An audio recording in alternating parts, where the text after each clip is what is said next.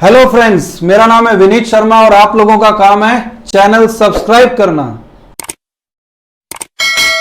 तो दोस्तों, इस वीडियो में आज हम 3 इंपॉर्टेंट पॉइंट्स के बारे में बात करेंगे। नंबर 1 कि ब्रेन लोब्स कितने तरह के होते हैं।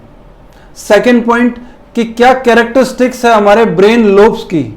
एंड थर्ड पॉइंट जिसका आपको बेसब्री से इंतजार होगा कि कौन सा ब्रेन लोब हमारा जन्मजात बाय बर्थ हमारा सबसे ज्यादा डोमिनेटिंग ब्रेन लोब कौन सा है। इन तीनों पॉइंट के बारे में हम लोग बात करेंगे। वीडियो को आगे बढ़ाएं उससे पहले मैं आप लोगों से रिक्वेस्ट करूंगा कि अगर आप इस चैनल पे नए हैं, पहली बार आ रहे हैं, तो इस चैनल को आप सब्सक्राइब कर लीजिए। हमारा उत्साह वर्धन करने के लिए वीडियो को अगर आपको इंफॉर्मेटिव लगे तो इसे लाइक जरूर करिए, शेयर करिए और कमेंट करके जरूर बताइए कि वीडियो आपको कैसा लगा।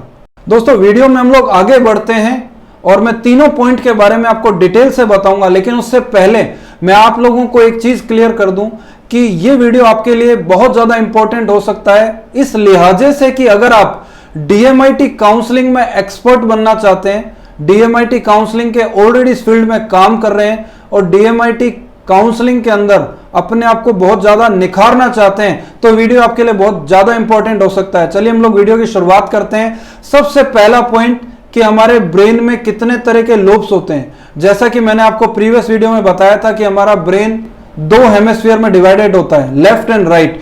दोनों के अंदर लेफ्ट हेमिस्फीयर के अंदर 4 ब्रेन लोब्स होते हैं, राइट हेमिस्फीयर में भी 4 लोब्स होते हैं। टोटल मिला के 8 तरह के लोब्स हमारे ब्रेन में होते हैं। अब ये जो ब्रेन लोब्स हैं, इनके नाम क्या हैं वो मैं आपको बताऊंगा। जैसा कि प्रीवियस वीडियो में भी आपने देखा कि हमारे ब्रेन के अंदर पहला लोब होता है जिसे हम बोलते हैं फ्रंटल लोब। सेकंड लोब होता है जिसे हम बोलते हैं जस्ट पीछे की साइड में होता है जिसे हम बोलते हैं टेम्परल लोब, और एक लोब होता है जिसे हम बोलते हैं ऑसिपिटल, और फोर्थ लोब होता है पैरेटल लोब। ये 4 लोब्स होते हैं जो कि अपनी अपनी कैरेक्टरिस्टिक लिए हुए हैं और इनकी सबकी अपनी इंडिविजुअल एक पहचान है और इंडिविजुअल इन सभी लोगों की एक रेस्पॉन्सिबिलिटी है हमारे ब्रेन में होने वाले अलग अलग जो भी एक्टिविटीज है उनको लेकर। सबसे पहले हम जिस पॉइंट के बारे में जिक्र कर रहे थे वो आपको क्लियर हो गया होगा कि ब्रेन लोब्स कौन कौन से होते हैं। तो 4 तरह के मैंने आपको बताए। सेकंड पॉइंट पे हम आते हैं कि इन सभी ब्रेन लोब्स की क्या क्या कैरेक्टरिस्टिक्स हैं। मैं सबसे पहले जो ब्रेन लोब आपको बताने वाला हूं उसका नाम है टेम्परल ब्रेन लोब। आप लोगों के मन में आ सकता है, सर आपने तो अभी सबसे पहला फ्रंटल लोब बताया था, टेम्परल बताया, ऑसिपिटल बताया, पैरेटल बताया, तो सबसे पहले आप टेम्परल लोब क्यों बता रहे हैं? उसके पीछे एक मुख्य कारण है। इसलिए बता रहा हूं क्योंकि अगर आप ब्रेन का एनाटॉमी देखेंगे, ब्रेन का स्ट्रक्चर देखेंगे, तो आपको ये देखने में आएगा कि एक टेम्परल लोब एक ऐसा पार्ट है जो हमारे दूसरे सभी ब्रेन लोब से कनेक्टेड होता है। टेम्परल ऑसिपिटल से भी कनेक्टेड है, टेम्परल फ्रंटल से भी कनेक्टेड है, टेम्परल पैरेटल से भी कनेक्टेड है। ये टेम्परल लोब सबसे ज्यादा इंपॉर्टेंट होता है, इसलिए इसके बारे में हम सबसे पहले बात कर लेते हैं। चलिए हम लोग जानते हैं कि इसके क्या कैरेक्टरिस्टिक्स हैं। टेम्परल लोब हमारा सबसे मुख्य लोब होता है। जैसा कि मैंने आपको बताया कि अगर आप डीएमआईटी रिपोर्ट की काउंसलिंग करते हैं और डीएमआईटी के बारे में थोड़ा नॉलेज रखते हैं, तो आप इस लोब के बारे में आप क्या बता सकते हैं और क्या जान सकते हैं उस विषय में हम बात करेंगे। और अगर आप डीएमआईटी रिपोर्ट के बारे में कुछ नहीं जानते हैं तो इसी चैनल के ऊपर डीएमआईटी के बारे में कंप्लीट डिटेल में बताया गया है कि डीएमआईटी के क्या बेनिफिट्स हैं और एक अनजान आदमी डीएमआईटी के बारे में क्या क्या जान सकता है, उसको क्या बेनिफिट हो सकते हैं, वो आप इस वीडियो के अंदर देख लीजिएगा। ये वीडियो ज्यादा लंबा ना हो इसलिए मैं डीएमआईटी के बारे में यहां ज्यादा जिक्र नहीं कर रहा। चलिए हम लोग आते हैं टेम्परल लोब पे। देखिए टेम्परल लोब जो वर्ड है ये कैसे बना है? टेम्परल वर्ड बना है टेम्पल से। ये टेम्पल वो मंदिर वाला टेम्पल नहीं, टेम्पल का मतलब कनपट्टी। हमारी जो कान की दिशा आप देख रहे हैं यहाँ पर, इस जगह पर कान के जस्ट पीछे की साइड में जो हमारा ईयर है इसके जस्ट पीछे की साइड में टेम्परल लोब स्थित होता है। टेम्परल लोब का काम है कि रिपोर्ट जो हम डीएमआईटी देखते हैं, अगर उस रिपोर्ट के अंदर ये सजेस्ट किया जा रहा है कि टेम्परल लोब ज्यादा डोमिनेटिंग है, या हमें किसी और जरिए से जानकारी मिल रही है कि किसी बच्चे का, किसी आदमी का टेम्परल लोब बहुत ज्यादा डोमिनेटिंग है, तो उसके अंदर आपको क्या कैरेक्टरिस्टिक देखने को मिलेगी वो समझिए। टेम्परल लोब जिसका भी सबसे ज्यादा डोमिनेटिंग होता है उसको सुनकर बहुत ज्यादा याद रहता है। अगर रिपोर्ट में, जो डीएमआईटी रिपोर्ट में अगर यह दिया गया है कि इस फला बच्चे का टेम्परल लोब बहुत ज्यादा डोमिनेटिंग है, तो उसको हम क्या गाइड कर सकते हैं, उनके पेरेंट को हम क्या गाइड कर सकते हैं कि आपके बच्चे का टेम्पोरल लोब बहुत ज्यादा डोमिनेटिंग है, इसलिए इसे क्वेश्चन के आंसर लाउडली बोलकर याद करने चाहिए। अगर ये बोल बोल के याद करेंगे तो इन्हें बहुत लंबे टाइम तक याद रहने वाला है।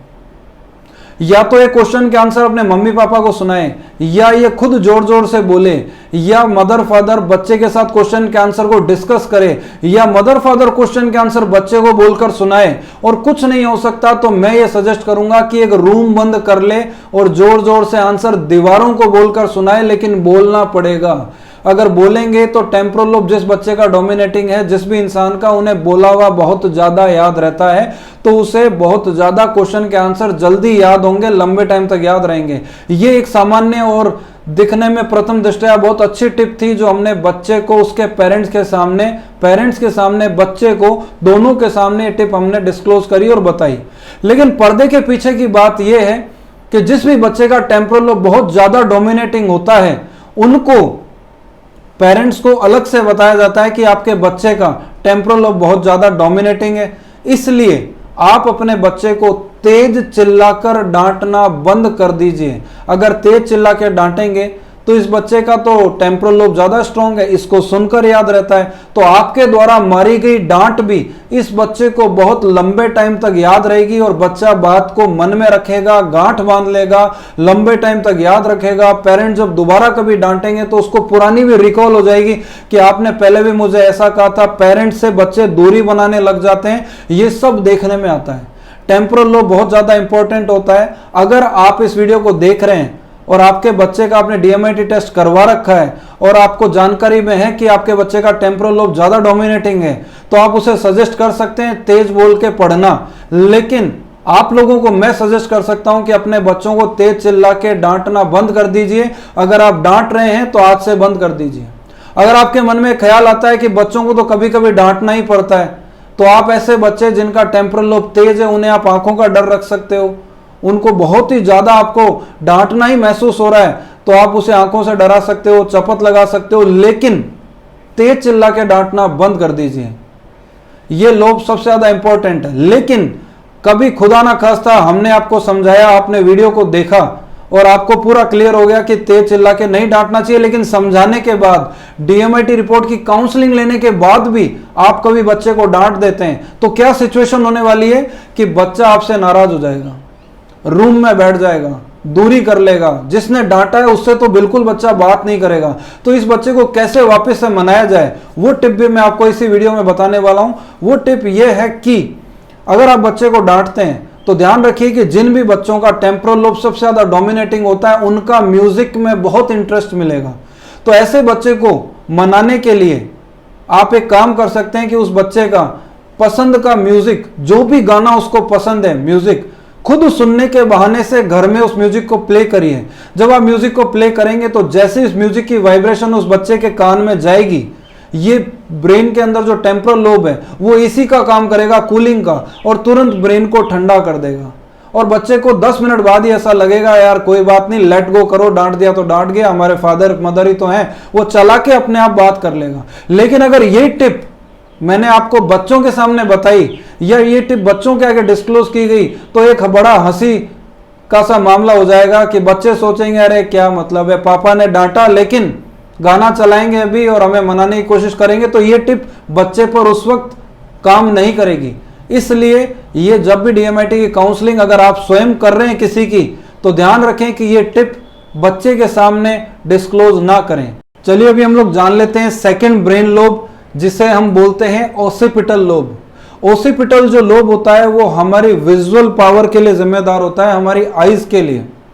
जो हम देखते हैं वो हमारी जिम्मेदार कौन सा लोब है उसके लिए, ओसिपिटल लोब। ये एकदम ब्रेन के जस्ट पीछे की साइड में होता है ओसिपिटल लोब। मैं इसको ज्यादा डिटेल में ना समझाते हुए आपको संक्षिप्त में समझाने का प्रयास करूंगा कि ओसिपिटल लोब जो होता है वो देखने के लिए जिम्मेदार है। जिस भी बच्चे का DMIT रिपोर्ट में ओसिपिटल लोब डोमिनेटिंग दिया हुआ है उसमें आपको एक खासियत देखने को मिलेगी। वो खासियत ही इसी ब्रेन लोब की कैरेक्टरिस्टिक भी होती है।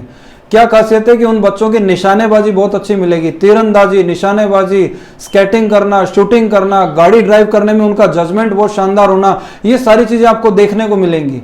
उनका ऑब्जर्वेशन बहुत शानदार मिलेगा, उनको लोगों के चेहरे याद रहेंगे, उन्हें रास्ते याद रहेंगे, बहुत लंबे टाइम तक उन्हें चेहरों के साथ नाम भी याद रहेंगे। ये ऑब्जर्वेशन और ये कैरेक्टरिस्टिक ओसिपिटल लोब डोमिनेटिंग लोगों के अंदर आपको देखने को मिलेगी। एक एग्जांपल मैं देकर आपको समझाना चाहूंगा। कभी आपने नोटिस किया हो कि एग्जाम टाइम के अंदर बच्चे पूरी तैयारी कर लेते हैं और जब बच्चों को पेरेंट्स छोड़ने जाते हैं एग्जामिनेशन हॉल में, तो जब बच्चों को जिस भी साधन से छोड़ने जा रहे हैं, चाहे वो कार हो, चाहे वो टू व्हीलर हो या बस में जा रहे हैं, किसी में भी, तो आप एक चीज देखेंगे कि एग्जामिनेशन हॉल तक पहुंचने तक भी बच्चे लास्ट मोमेंट तक उस बुक को पढ़ते रहते हैं। जिसने पूरे साल नहीं पढ़ाई करी वो लास्ट मोमेंट में भी पढ़ रहा है, पता नहीं क्या पढ़ रहा है लेकिन पढ़ रहा है, लेकिन लास्ट मोमेंट में तक पढ़ रहे हैं। लेकिन अगर किसी का ऑसिपिटल लोब बहुत ज्यादा डोमिनेटिंग है तो उसको तो देखा हुआ याद रहता है।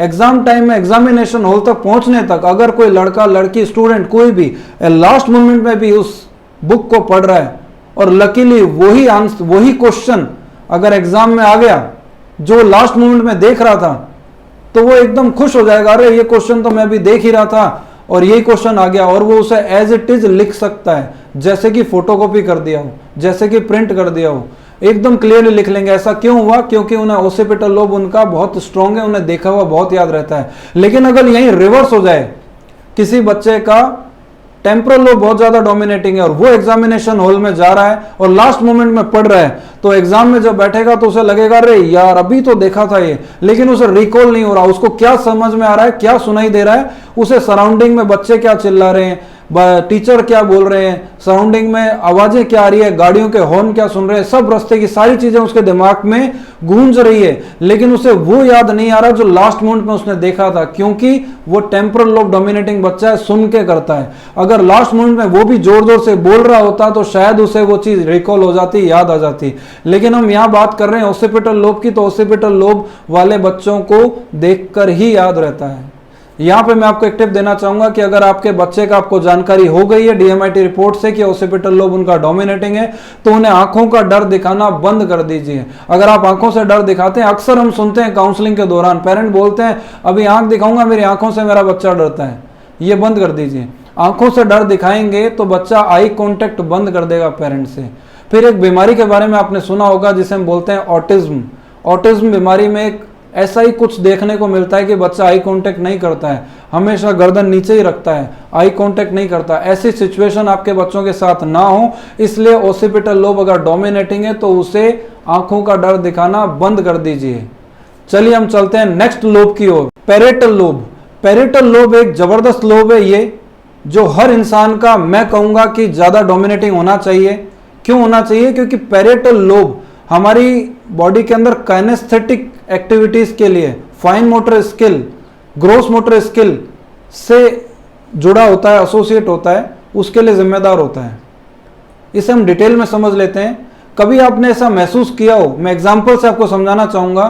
पैरेटल लोब एक कमाल की चीज इसलिए है कि कभी आपने ऐसा महसूस किया हो कि आपके बच्चे को आपने कोई क्वेश्चन का आंसर याद करने के लिए दिया और कहा कि ये क्वेश्चन है, इसे आप याद कर लीजिए 1 घंटे में, मैं इसका आंसर आपसे 1 घंटे बाद सुनूंगा। अब बच्चे कमाल की चीज करते हैं, कभी आपने अपने परिवार में नोटिस की हो, अगर आपने आंसर दिया याद करने के लिए तो बच्चा क्या करेगा, आंसर हाथ में लेगा, पेन हाथ में लेगा और पेन को खट खट खट पट खट पट, पेन को बंद चालू खटपट कर रहा है। आपको लगेगा ये बच्चा ऐसे कैसे कर रहा है, कंसंट्रेट नहीं कर रहा, पढ़ाई में फोकस नहीं कर रहा। आप उसे डांट लगाएंगे कि पेन के साथ खेल रहे हो, आंसर याद करो मैंने आपको कहा, तो बच्चा आपके रेस्पेक्ट में, आपके शान में पेन को खटखट करना बंद कर देगा। अब पढ़ रहा है, पेन को उसने क्या किया, मुंह में लेना चालू कर दिया, मुंह में ले रहा है, चबा रहा है, मुंह इधर कर रहा है, कभी इधर कर रहा है। आपने फिर देखा और आपने कहा अरे पेन को मुंह में ले रहे हो, बैड हैबिट से क्या कर रहे हो पेन को, तो आपकी रेस्पेक्ट में पेन मुंह में भी नहीं लेगा। और आपने उससे मान लीजिए पेन छीन लिया, कोई बात नहीं, आपने पेन छीन लिया, उसके हाथ में कॉपी है, वो कॉपी में आंसर भी देख रहा है, पास में कुछ चीज पड़ी है उसको छेड़ रहा है, पास में बेड से उसने पिलो खींच लिया, कभी पास में पड़ी कोई और बुक उठा रहा है, पढ़ भी रहा है और साथ में इधर उधर मूवमेंट कर रहा है। ये मूवमेंट क्यों करने पड़ रहे हैं? क्योंकि काइनेस्थेटिक मोड वाले बच्चों को पूरी बॉडी के मूवमेंट से सीखने में मजा आता है। यहाँ पे मैं आपको एक टिप देना चाहूंगा कि कभी ये मत सोचिए कि आपका बच्चा कंसंट्रेट नहीं कर रहा है, बुक तो लेके बैठा है लेकिन इधर उधर हाथ कर रहा है, उसकी मैन्युफैक्चरिंग ऐसी है, वो काइनेस्थेटिक मोड वाला बच्चा है, उसका पैरेटल लोब बहुत ज्यादा डोमिनेटिंग है। उस बच्चे के लिए मैं आपको जो टिप दे रहा हूँ वो ये है कि आप उसे बुक दीजिए हाथ में, और एक जगह बैठ के पढ़ने के लिए मत कहिए, नहीं तो वो इसी तरह से इधर उधर चीजों को टच करेगा। आप उसे बुक दीजिए और कहिए एक वॉल से, आपकी जो रूम है उस रूम में एक वॉल से दूसरी वॉल तक वॉक करके पढ़े। बुक को लेके जब वो वॉक करके पढ़ेगा, इधर उधर वॉक करके पढ़ेगा, तो उसके हिलने डोलने वाला काम, काइनेस्थेटिक मोड की जो एक्टिविटीज है, ग्रॉस मोटर, फाइन मोटर, वो काम भी उसका हो रहा है, तो वो पूरी बॉडी से सीखता है। तो जब मूवमेंट भी उसका हो रहा है तो उसे आंसर अपने आप याद हो जाएगा। तो जो मूवमेंट आपने उस बच्चे का करवाया एक वॉल से दूसरे वॉल तक जाने में, उस मूवमेंट के लिए तो इंतजार कर रहा था, इसीलिए वो पेन मुंह में ले रहा है, पेन को छेड़ रहा है, इधर टच कर रहा है, उधर टच कर रहा है, वो उसे नहीं करना पड़ेगा। तो आपके बच्चे को आप देखेंगे कि 1 घंटे में पूरा क्वेश्चन का आंसर याद हो गया।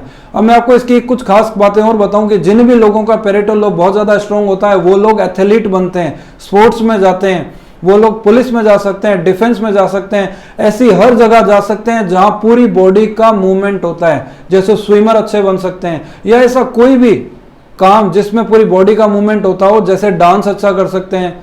आपको जिम जाते हुए मिलेंगे ऐसे लोग, आपको ये चीज देखने को मिलेगी। चलिए हम लोग चलते हैं नेक्स्ट लोब की ओर। तो अभी हम बात करने वाले हैं फ्रंटल लोब की, पर ध्यान से समझिएगा क्योंकि फ्रंटल लोब में 4 मुख्य बातें होती है। पहली बात, इस फ्रंटल लोब को हम प्री फ्रंटल लोब के नाम से भी जानते हैं, फ्रंटल लोब के नाम से भी जानते हैं। और इसमें 2 और जो लोब्स हैं उनके छोटे छोटे पार्ट भी ऐड होते हैं, जिन्हें हम बोलते हैं मोटर कॉर्टेक्स और एक बोलते हैं सेंसरी ऑर्गन। ये चारों मिला के फ्रंटल लोब है। Frontal lobe, pre frontal lobe, sensory organ और मोटर कॉर्टेक्स, ये चारों मिलाकर फ्रंटल लोब की एक्टिविटी को चलाते हैं। क्या होता है, जिन भी लोगों का, जिन भी बच्चों का आपको डीएमआईटी रिपोर्ट से आइडिया लगा कि हमारे बच्चे का फ्रंटल लोब ज्यादा डोमिनेटिंग है, तो उसमें आपको क्या कैरेक्टरिस्टिक्स देखने को मिलेगी, वो लोग या वो बच्चे बहुत ज्यादा विवेकशील होते हैं, लॉजिकल होते हैं, ऑफिसर क्वालिटी उनमें होती है, लीडरशिप क्वालिटी उनमें होती है, ऑब्जर्वेशन बहुत अच्छा होता है। ऐसे लोग जिस भी डिपार्टमेंट में जाते हैं वहां पर इन्हें यह आइडिया लग जाता है कि कौन एम्प्लॉय आया कौन नहीं आया, बहुत फास्ट होते हैं, क्विक डिसीजन लेते हैं, जो भी डिसीजन लेते हैं उनका एकदम राइट जाता है। इन लोगों की जो तर्क क्षमता है बहुत अच्छी देखने को मिलेगी आपको, बहुत विजनरी टाइप के होते हैं। ये सारी कैरेक्टरिस्टिक आपको फ्रंटल लोब में देखने को मिलेगी। अब आप कमाल की बात यह देखिए कि आपने सारे लोब की कैरेक्टरिस्टिक जान ली। आपने टेम्पोरल लोब की जानी, ओसिपिटल की जानी, आपने पैरेटल की जानी, आपने फ्रंटल की जानी। आपके मन में एक उत्सुकता होगी कि अरे यार इतने सारे लोब्स हमारे ब्रेन के अंदर है और इनकी इतनी कैरेक्टरिस्टिक्स है, तो हमारा ब्रेन लोब कौन सा सबसे स्ट्रांग है, वो मैं आपको नेक्स्ट वीडियो के अंदर बिल्कुल बताऊंगा। लेकिन मैं नेक्स्ट वीडियो का क्यों कह रहा हूं, क्योंकि आपको अपना डोमिनेटिंग ब्रेन लोब जानने के लिए डीएमआईटी टेस्ट के बारे में जानना जरूरी है। अगर आप इस वीडियो को देख रहे हैं और इस चैनल पे नए हैं, तो आपको डीएमआईटी रिपोर्ट के बारे में अगर नहीं पता है, तो पहले आप नेक्स्ट वीडियो के अंदर डीएमआईटी के बारे में अच्छे से जान लें, तभी आप ये जान पाएंगे कि हमारा डोमिनेटिंग ब्रेन लोब कौन सा है और वो हमें कैसे फायदा पहुंचा सकता है। तो दोस्तों अभी हम वीडियो को समराइज करते हैं और जान लेते हैं कि आपने आज वीडियो में क्या जाना। सबसे पहला पॉइंट जो आपने देखा कि ब्रेन लोब्स कितने तरह के होते हैं, ये आपने इस वीडियो में जाने।